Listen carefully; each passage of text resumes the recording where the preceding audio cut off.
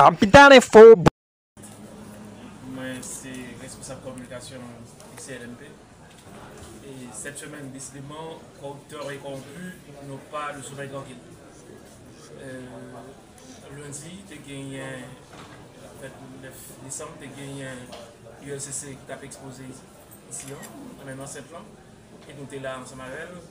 Et jeudi, pendant 2 jours, en fait, pendant hier et jeudi, nous organisons un colloque international sur la corruption. Et thème colloque c'est marché public, efficacité des dépenses publiques et lutte contre la corruption. Et nous connaissons que le marché public c'est un domaine important qui mobilise un peu de ressources, près de 15% du PIB, produit intérieur brut. Eh bien, compte tenu de nombreux enjeux qui gagnent dans ce secteur-là, donc la corruption est présente dans ce secteur-là et nous autres, nous avons travaillé pour nous capables de frapper, d'accord, autant que faire se peut, la corruption dans les marchés publics. Donc, comme on dit déjà, thème nous c'était marché public, efficacité des dépenses publiques et lutte contre la corruption. Et nous avons décliné thème ça en 2 sous-thèmes. Le premier sous-thème, c'était appréhender les enjeux de l'efficacité des dépenses publiques au regard de la lutte contre la corruption et ses impacts socio-économiques à travers les marchés publics. Donc, sous-thème ça a été décliné même en plusieurs sous-points et nous avons gagné plusieurs intervenants qui étaient abordés sous thème ça. D'abord, il y a un cadre conceptuel de la corruption, cadre conceptuel, efficacité des dépenses publiques, cadre théorique et conceptuel. Donc, tu vois que ça, des dépenses publiques efficaces, c'est qui ça lié.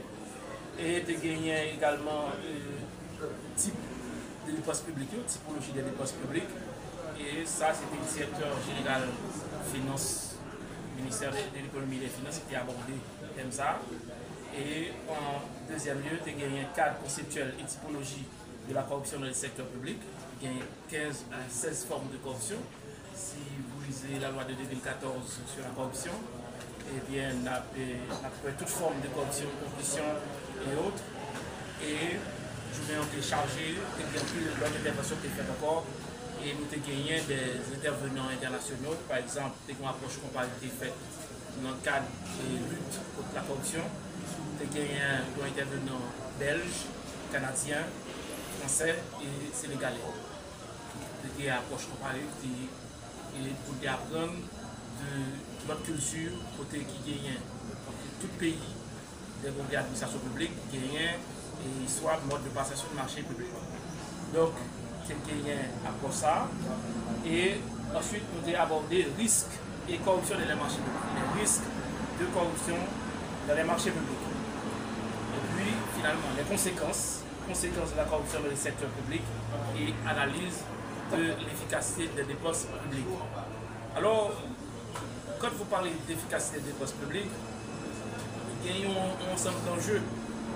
Un ensemble d'enjeux parce que l'État lui-même l'a pas acheté. L'approvisionnement public là-même, nécessité que l'État achète bien, d'accord, à dire achat de qualité, achat durable, coût d'acquisition, c'est-à-dire que les prix auxquels l'État va acheter, pas doivent être des prix élevés, d'accord, et ça va doit favoriser tout, ça va les collisions, c'est-à-dire les ententes secrètes entre acheteurs et opérateurs économiques. Les opérateurs économiques, c'est les entrepreneurs, c'est les entreprises qui vendent service bien à l'État, fourniture à l'État. Et acheteurs publics, c'est des professionnels que nous autres de la CNMP nous formons et nous doter de compétences pour être capables justement de faire passation, assurer une bonne passation et une bonne gestion des marchés publics.